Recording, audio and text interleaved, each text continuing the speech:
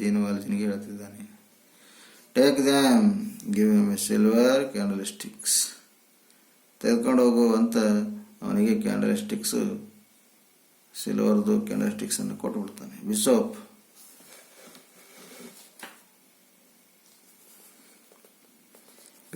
now you may go in peace, but the way when you come again, you need not come through the garden.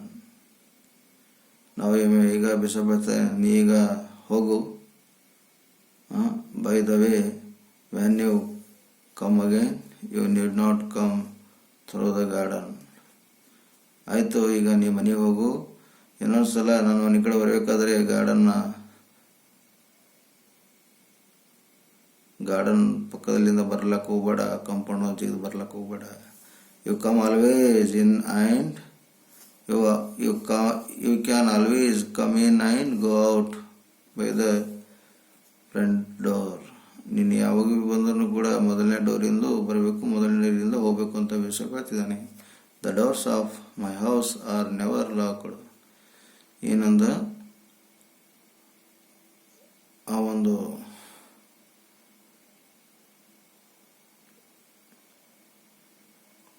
ಸ್ಥಳ, you always come in and go by the front door. ನೀನು ಯಾವಾಗಲೂ ಎದುರಿರಕ್ಕಂಥ ಡೋರ್ಲಿಂದ ಬರಬೇಕು, ಎದುರಿರಕ್ಕಂಥ ಡೋರ್ಲಿಂದ ಹೋಗಬೇಕು ಅಂತ ಹೇಳ್ತಾನೆ. The doors of my house are never locked.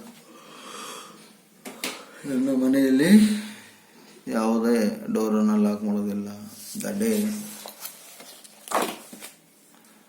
R night, ರಾತ್ರಿಯಲ್ಲಿ ಹಗಲಿರಲಿ ನನ್ನ ಮನೆಯಲ್ಲಿ ಯಾವುದೇ ರೀತಿ ನಾನು ಲಾಕ್ ಅಂದ್ರೇನು ಕೀಲಿ ಅಥವಾ ಬೀಗ ಹಾಕೋದಿಲ್ಲ ಅಂತ ಬಿಷಪ್ ಯಾರಿಗೆ ಹೇಳ್ತಿದ್ದಾನೆ?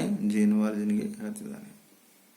Jean Valjean, my brother, promise me that you would use this silver to become an honest man.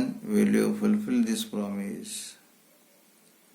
Okay, Jeenwaljin, my brother, promise me that you would use the silver to become an honest man. ನನ್ನ ಸಹೋದರನೇ,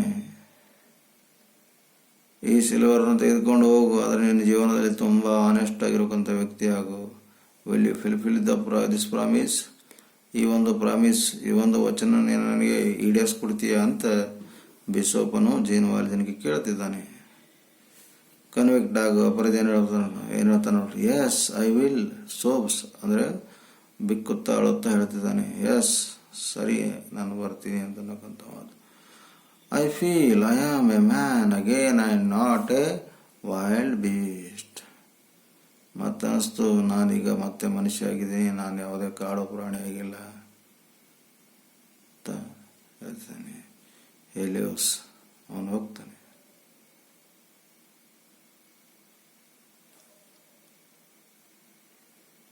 Years rolled by and Jeenwaljin led the life of an honest man. ವರ್ಷಗಳೇ ಕಳೆದು ಜೀನವಾಲ್ಜಿನ್ ಅವರು ಏನು ಮಾಡಿದ್ರು? Valjean led the life of a honest man. ಆ ಒಬ್ಬ ಪ್ರಾಮಾಣಿಕ ವ್ಯಕ್ತಿಯ ಜೀವನದ ಬಗ್ಗೆ ಹೇಳ್ತಿದ್ದಾನೆ. Jean Valjean led the life of an honest man. ನಾವು ಪ್ರಾಮಾಣಿಕವಾಗಿ ಜೀವನದಲ್ಲಿ ನಡ್ಕೊಳ್ಬೇಕು ಅಂತ ಹೇಳ್ತಿದ್ದಾನೆ. Remembering the bishop's words, he had sold all the silverware except the candlesticks. He had sold all the silverware. ಸಿಲ್ವರ್ವೇರ್ನ ಎಲ್ಲ ಮಾರಿಬಿಟ್ರು ಅಂತ. Remember the bishop's words. He had sold all the silverware. ಅವನು ಎಲ್ಲ ಒಂದು ಸಿಲ್ವರ್ವೇರನ್ನು ಮಾರಿಬಿಟ್ಟ, ಎಕ್ಸೆಪ್ಟ್ ದಟ್ ಕ್ಯಾಂಡಲ್ ಸ್ಟಿಕ್ಸ್. ಹೇಳಿದಿಲ್ಲ bishop, ಈ candlesticks very important, ನೀನು ಇದಕ್ಕೆ ಚೆನ್ನಾಗಿ ನೋಡ್ಕೋ, ಬೇರೆ ವಸ್ತುಗಳಿಂದೆಲ್ಲ ಮಾರ್ಕೊಂಡು ನೀನು ಶ್ರೀಮಂತನಾಗೋದ್ರೆ ಇದನ್ನು ಮಾರಬೇಡ ಅಂತ ನೆನಪಿನ ಕಾಣಿಕೆ ಕೊಟ್ಟಿದ್ದೀನಿಲ್ಲ. ಯಾರು ಕೊಟ್ಟಿದ್ರು? ಯಾರಿಗೆ ಕೊಟ್ಟಿದ್ರು?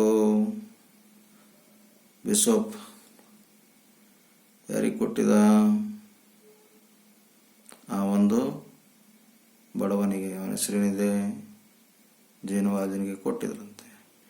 He kept them with him all his life. ತನ್ನ ಜೀವನ ಪರ್ಯಂತ ಆ ಕ್ಯಾಂಡಲ್ ಸ್ಟಿಕ್ಕನ್ನು ತನ್ನ ಹತ್ತಿರನೇ ನೆನಪಿನ ಕಾಣಿಗೆ ಎತ್ತರಗಿಟ್ಕೊಂಡಂತೆ. In memory of the good bishop, ಆ ಬಿಷೋಪ್ ಎನ್ನುವಂತಹ ಒಂದು ಒಳ್ಳೆಯ ಮೆಮೊರಿ ಅಂದರೆ ಚಾಣಾಕ್ಷತೆಯನ್ನು ನೋಡಿ. He strove for the cause of the operation. ಅವರು ಶ್ರಮಿಸಿದಂತೆ ಆ ಒಂದು ಶೋಷಿತ ವಿರುದ್ಧವಾಗಿ ಹೋರಾಡೋದಕ್ಕೆ. He strove for the cause of the good bishop.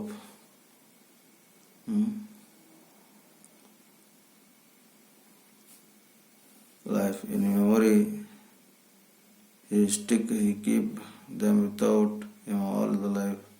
In a memory of the good bishop, he strove for a cause of the oppressed.